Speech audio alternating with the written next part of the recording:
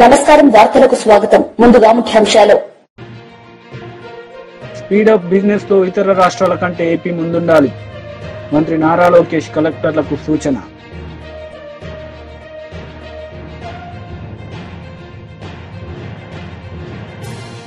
మాజీ మంత్రి Harish Rao press meet CM Revanth రెడ్డిపై ఫైర్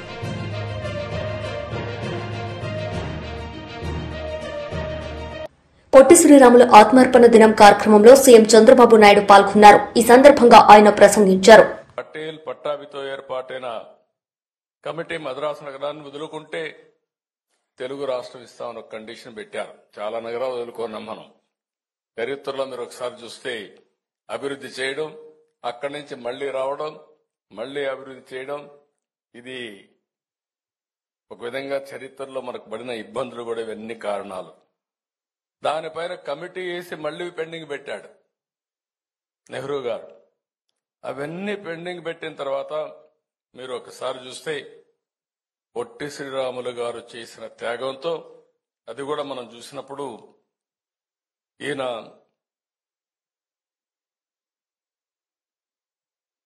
చాలా ఆ వ్యక్తిని గురించి కూడా ఒక్క నిమిషం మనం ఆలోచించుకోవాల్సిన అవసరం ఉంది.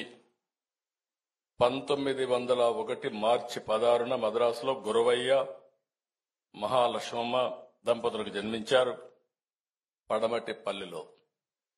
ఆ పల్లి ఇప్పుడు కూడా మీరు చూసినప్పుడు ఆ డీటెయిల్స్ అని చూపించారు కానీ చెప్పలేదు. స్వాతంత్రం కోసం పోరాడాడు.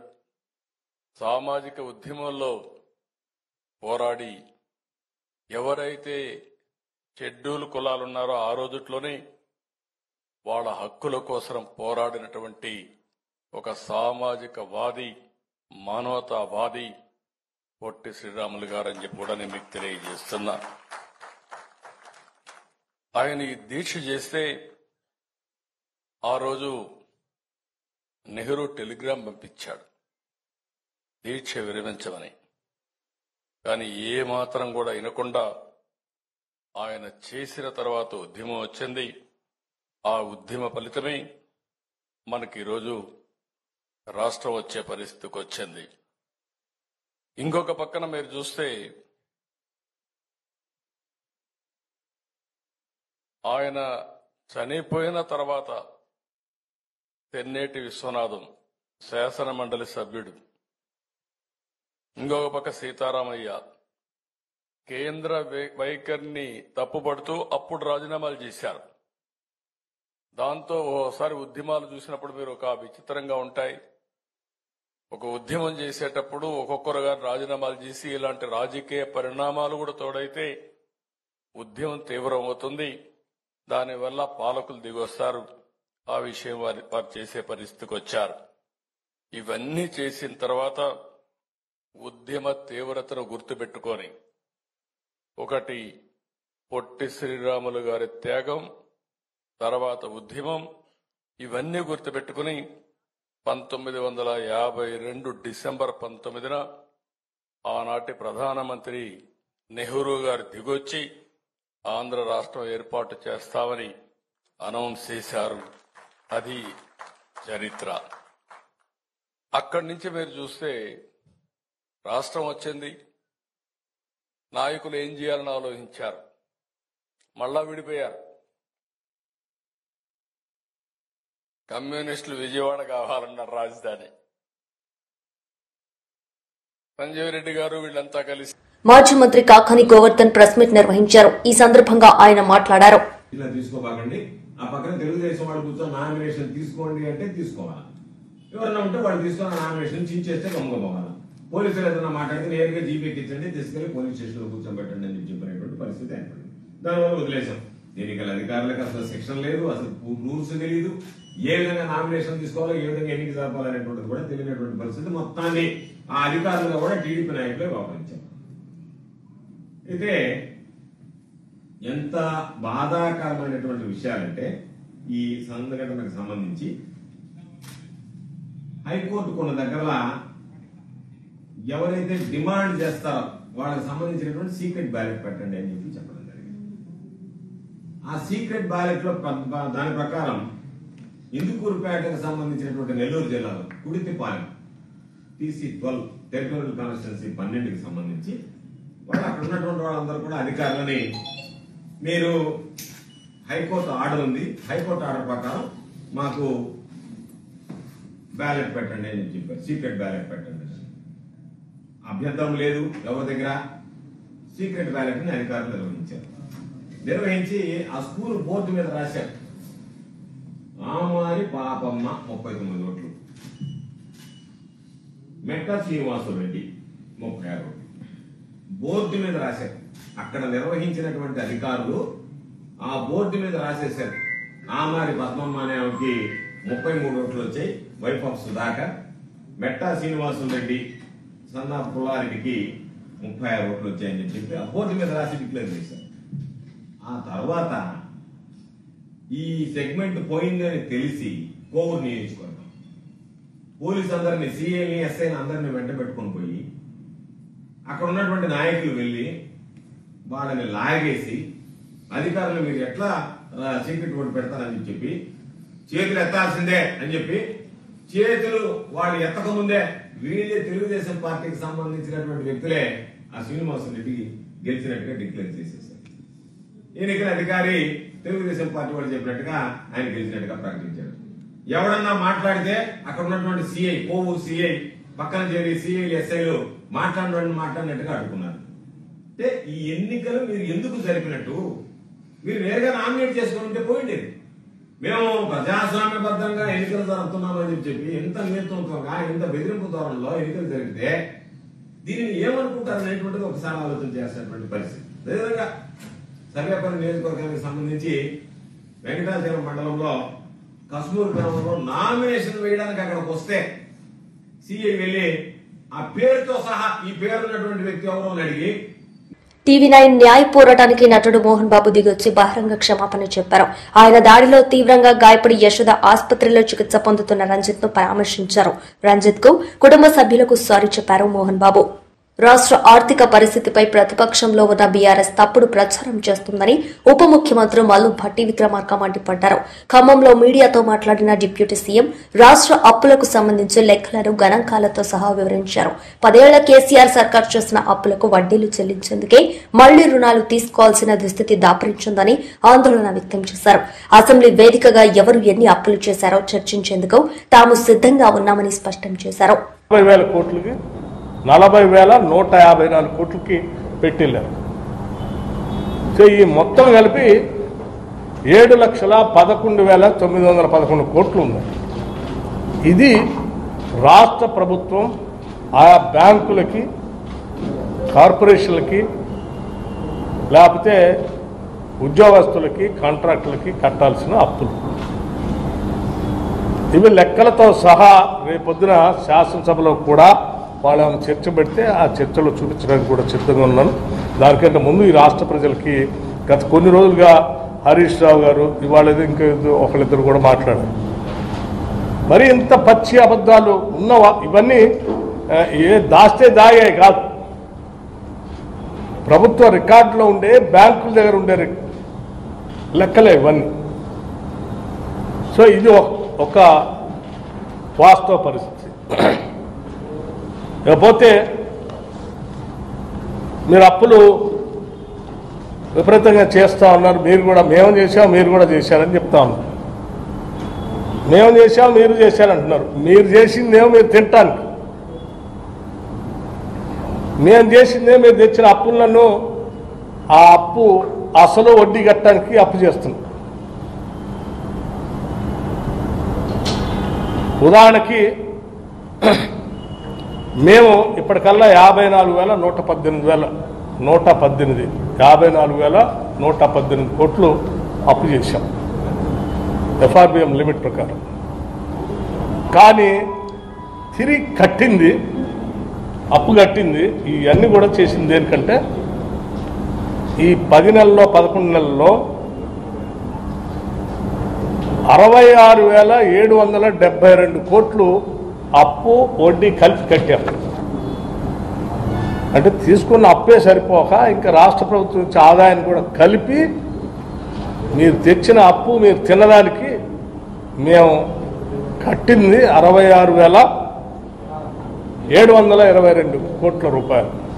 ఒకసారి ఆలోచన చేయండి. 66,722 కోట్ల రూపాయలు ఇప్పటికల్లా మేము ఈ బ్యాంకులకి మిగతా వాటికి హార్డ్ క్యాష్ని కట్టింది. 2014 రాష్ట్ర విభజన జరిగే నాటికి మహిళా సాధికారతే లక్ష్యంగా కేంద్ర ప్రభుత్వం అతివల అభ్యున్నతికి పెద్దపీట వేస్తోందని కేంద్ర బొగ్గు గనుల శాఖ మంత్రి కిషన్ రెడ్డి స్పష్టం చేశారు. సికింద్రాబాద్ జేసీ ఆధ్వర్యంలో మహిళలకు ఉచితంగా 100 కుట్టు మిషన్లు పంపిణీ చేశారు.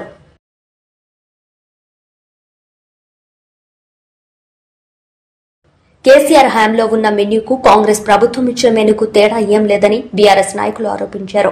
బీఆర్ఎస్ నాయకుల గురుకుల బాటతోనే మంత్రులు సహపంక్తి భోజనాలు చేశారని ఆర్ఎస్ ప్రవీణ్ కుమార్ విమర్శించారు. గురుకులాలో 53 మంది పిల్లల ప్రాణాలు పిట్టల్లా రాలినా సర్కార్ పట్టించుకోలేదని విమర్శించారు. చాలా అద్భుతమైన రిపోర్ట్ వచ్చింది.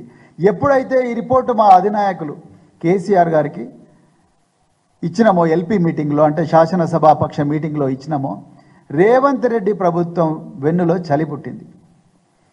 గత సంవత్సరంలో 53 మంది పిల్లలు పిట్టల్లాగా రాలిపోతుంటే మొద్దు నిద్రపోయిన ప్రభుత్వం, శైలజ అనే బిడ్డ 20 రోజుల పాటు నిమ్స్లో విషాహారం తిని హాస్పిటల్లో పడితే కదలని ప్రభుత్వం, బచ్చలకూర శ్రీకాంత్ అనే ఒక బిడ్డ 6వ తరగతి బాలుడు 4 రోజుల పాటు వాంతులు విరేచనాలతో భువనగిరి వెల్ఫేర్ స్కూల్లో చనిపోతుంటే కదలని ప్రభుత్వం, అదేవిధంగా 2 బిడ్డలు సాంఘిక సంక్షేమ హాస్టల్లో చనిపోతే కదలని ప్రభుత్వం, పాము కాటుకు గురైతే కదలని ప్రభుత్వం నిన్న మాత్రం ఒక పెద్ద హంగామా చేసిండ్రు.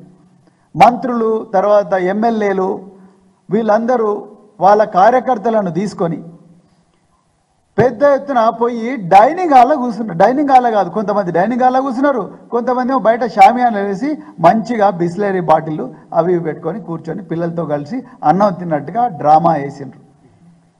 ఒక వనభోజనాల కార్యక్రమం పెట్టుకున్నారు వీళ్ళు, ఒక పిక్నిక్ పెట్టుకున్నారు. నిన్న జరిగిందంతా కూడా కేవలం పిక్నిక్. మీరు మీడియాలో వచ్చిన వార్తలు చూస్తే, అదేవిధంగా మరి సామాజిక మాధ్యమాల్లో వచ్చిన వార్తలు చూస్తే మీకు క్లియర్గా అర్థమైపోతుంది. చాలామంది తల్లిదండ్రులు ఏమన్నారా అంటే, ఇది ఒక్కరోజు పండగలాగానే అనిపిస్తున్నది, రోజు ఇట్లా ఉండదు కదా స్కూళ్ళల్లోని. కాంగ్రెస్ పార్టీ కార్యకర్తలే నిన్న వైరా నియోజకవర్గంలో ఒక స్కూల్లో, సంక్షేమ పాఠశాలలో కాంగ్రెస్ పార్టీ కార్యకర్త, రేవంత్ రెడ్డి పార్టీ అయిన కాంగ్రెస్కు ఓటేసిన వ్యక్తి ఓపెన్గా ఆయన ఏమన్నాడు, మేము ఈ పార్టీనే కానీ రోజు ఇట్లా ఉండట్లేదు, మీరు వచ్చినది ఇట్లయితున్నది, ఈ డ్రామాలు ఆపేయండి అని ఆ తండ్రి స్పష్టంగా చెప్పిండు. చాలా చోట్ల కూడా తండ్రులు చెప్పిండు. ఈ విధంగా తండ్రులు మాట్లాడతారని, ఈ విధంగా ప్రజలు వాళ్ళ విద్యార్థుల తల్లిదండ్రులు మాట్లాడతారని ఒక 2 రోజుల ముందు ఒక డ్రామా చేసిండు రేవంత్ రెడ్డి. అదేందో మీకు చెప్పాలి. స్కూల్లో ప్రిన్సిపాల్ అందరికీ ఒక మెసేజ్ పోయింది. ఏమని? కేవలం తల్లులను మాత్రమే అనుమతించండి, 2వ శనివారం సెలవు దినము, అందరూ తల్లులు తండ్రులు అందరూ కూడా బిడ్డలు చూసుకోవడానికి వస్తారు. కానీ రేవంత్ రెడ్డి ప్రభుత్వం ఏ మెసేజ్ ఇచ్చిందయ్యా అంటే, కేవలం తల్లులను మాత్రమే రానివ్వండి స్కూళ్ళలకు. ఇది ఎక్కడ న్యాయం? తల్లి తండ్రి ఇద్దరు కలిసి వాళ్ళ పొట్ట చించుకొని పుట్టిన బిడ్డను చూడడానికి, పరామర్శించడానికి నెలకు ఒకసారి పోతారు, 2వ శనివారం పోతారు. ఒక తల్లే రావాలనడం ఏంటి? అసలు ఎట్లా న్యాయం అవుతుంది ఇది? అంటే తల్లిదండ్రులను కూడా విడదీస్తున్నావా నువ్వు? అదొకటి. రెండవది, వేరే వాళ్ళు రావడానికి లేదు. మరి నిన్న ఎంతమంది మినిస్టర్లు ఎంబడి వీళ్ళందరూ పోలేదు? మా బోత్ ఎమ్మెల్యే అయిన అనిల్ కుమార్ జాదవ్ గారిని అయితే ఆయన పేరు కూడా పెట్టలేదు. ఆయన ఎమ్మెల్యే, ఒక ప్రోటోకాల్ ఉండి రాజ్యాంగబద్ధంగా ఎన్నికైన ఎమ్మెల్యే, ఆయనను స్కూల్లోకి రానియని పరిస్థితి. అరే, ప్రజలు ప్రజాస్వామ్యబద్ధంగా ఎన్నుకున్న ఎమ్మెల్యే ఆయన నియోజకవర్గం ఉండే స్కూళ్ళకు ఆయన ఓడంట, ఆయన పోకూడదంట, కలెక్టర్ మాత్రం పోవాలంట, ఆయన ఫోటో ఉండకూడదంట, కాంగ్రెస్ నాయకుల బొమ్మలు మాత్రం ఉండాలంట. ఎక్కడి నుంచి వచ్చింది ఈ రూలు? అదేవిధంగా మరి నిన్న ముఖ్యమంత్రి గారు చిలుకూరు వేయండు, మొట్టమొదటిసారిగా ఒక స్కూల్ వేయండు ముఖ్యమంత్రి గారు.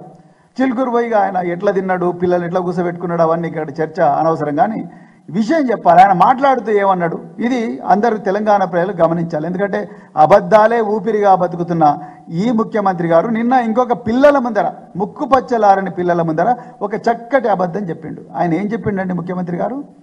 గత ప్రభుత్వంలో ఏమీ జరగలేదు ఈ పిల్లలకు, గత ప్రభుత్వంలో ఎప్పుడు కూడా డైట్ ఛార్జీలు ఇవ్వలేదు, గత ప్రభుత్వంలో ఎలాంటి తిండి పెట్టలేదు, కాస్మెటిక్ ఛార్జీలు ఇవ్వలేదు, అందువల్ల ఈ గురుకులాల ప్రతిష్ట అంట పూర్తిగా మంట కలిసిందంట. ఆ అమరజీవి పొట్టి శ్రీరాములు ఆశయాలు కొనసాగిస్తాం, ఆయన ఆకాంక్షలకు అనుగుణంగా ముందుకు సాగుతామని వైఎస్ఆర్సీపీ రాష్ట్ర ప్రధాన కార్యదర్శి ఎమ్మెల్సీ లేళ్ల అప్పిరెడ్డి అన్నారు. పార్టీ కేంద్ర కార్యాలయంలో అమరజీవి పొట్టి శ్రీరాములు వర్ధంతి కార్యక్రమం నిర్వహించారు. ఈ సందర్భంగా పొట్టి శ్రీరాములు చిత్రపటానికి పార్టీ నాయకులు పూలమాలలు వేసి నివాళులర్పించారు.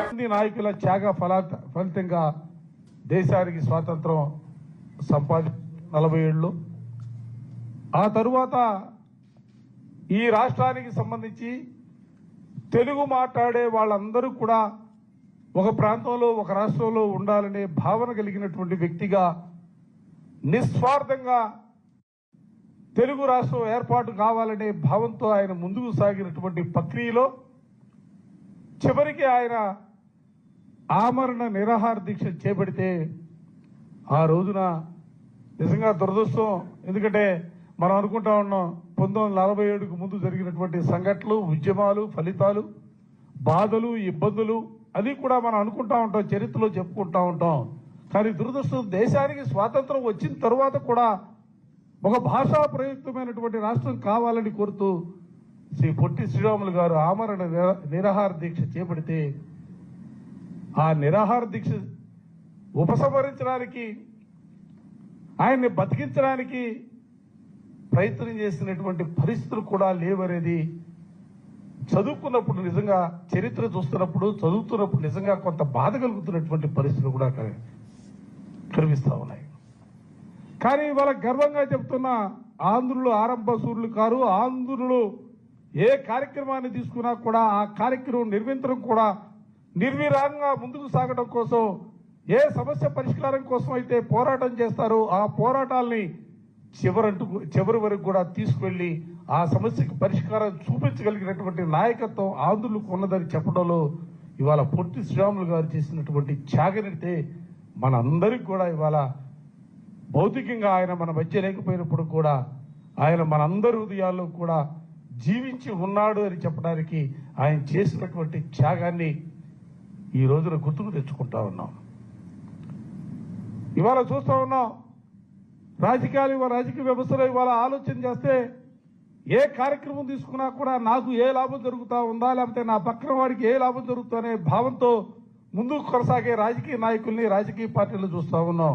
కానీ నిస్వార్థంగా నా జాతికి, తెలుగు జాతికి న్యాయం జరగాల అనే భావంతోనే మహానుభావుడు మరణిస్తేనే ఆ మహానుభావుడి మరణం, ఆయన త్యాగం వల్లనే ఇవాళ మనం అందరం కూడా ఆంధ్ర రాష్ట్రంగా కర్నూలులో రాజధాని ఏర్పడినా, లేకపోతే తర్వాత హైదరాబాద్లో ఏర్పడినా, తర్వాత ఇవాళ తెలంగాణ, ఆంధ్రప్రదేశ్గా రెండుగా విడబడినా కూడా, కానీ ఇవాళ ఇక్కడంటూ ప్రత్యేకమైనటువంటి రాష్ట్రం వచ్చిందంటే మహానుభావుడు శ్రీ పొట్టి శ్రీరాములు గారి త్యాగం వల్లనే సాధ్యమైందన్న అంశాన్ని కూడా ఈ సందర్భంగా గుర్తు చేస్తూ, ఎందుకంటే సమాజం ఇందాక చెప్పినట్టుగా సమాజాన్ని గురించి ఆలోచన చేసే వ్యక్తిగా ఇవాళ ఆయన ఆశయాలు ముందుకు తీసుకెళ్లే ప్రక్రియలో కూడా మా ప్రీతమ నాయకులు జగన్మోహన్ రెడ్డి గారు ఈరోజు ఆ మహానుభావుడు కళ్ళగన్నటువంటి అన్ని ఆలోచనల్ని, ఆశయాల్ని ముందుకు తీసుకెళ్లడంలో, సమాజంలో ఒక మార్పు తీసుకురావడానికి సంబంధించి, సమాజంలో పేదరికం లేనటువంటి సమాజాన్ని సృష్టించడం కోసం ప్రతిపక్ష నాయకుడిగా పనిచేసినటువంటి ఆ రోజుల్లో కానీ,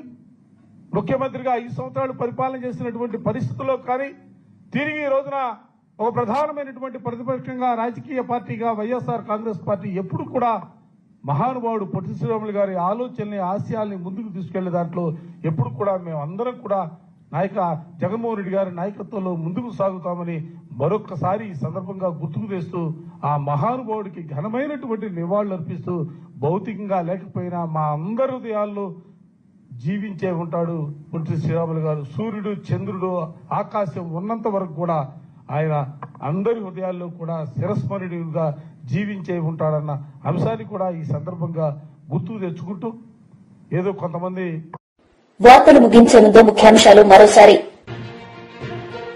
స్పీడప్ బిజినెస్ తో ఇతర రాష్ట్రాల కంటే ఏపీ ముందుండాలి. మంత్రి నారా లోకేష్ కలెక్టర్లకు సూచన.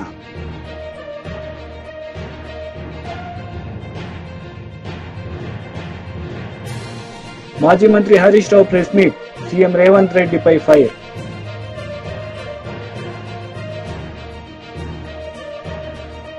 ఈ వార్తలు ఇంతటితో సమాప్తం. తిరిగి ప్రసారమయ్యే వార్తల్లో మళ్లీ కలుద్దాం. అంతవరకు సెలవు. నమస్తే.